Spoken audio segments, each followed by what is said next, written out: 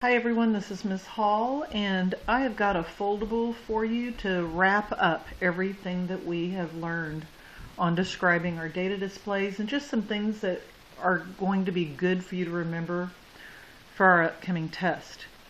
Okay, so hopefully you didn't have trouble printing this. I had to tell my printer at home to flip on the short side to get it to print correctly, but you can see it's all flaps. You fold it over.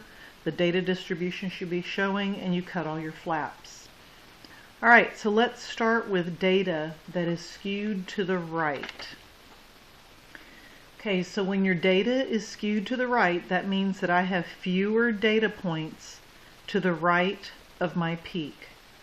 It is skewed right.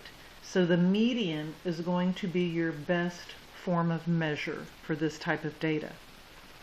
Now, if I have symmetric data and it's bell-shaped, so let's think about this, bell-shaped, in the shape of a bell.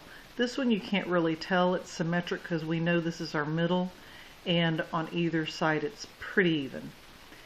But this, you can clearly see the bell shape on these two. We want to be using our mean for symmetrical data. Next, I have for you data that is skewed left.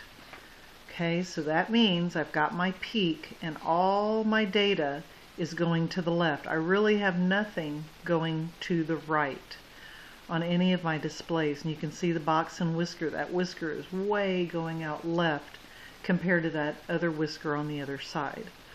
I want to use my median. So on both skewed right and skewed left, median is going to be my best choice for center.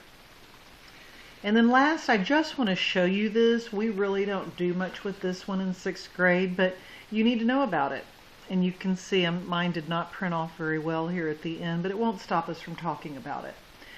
But this is called a U-shaped. So it's symmetrical, but it's the opposite of bell-shaped in that it's U-shaped data.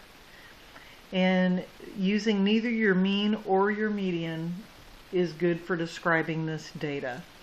It's not going to give you a good measure of center because you are U-shaped. It is symmetrical, however. So I just wanted to point this one out to you. It's a good one just to point out and know that it does exist.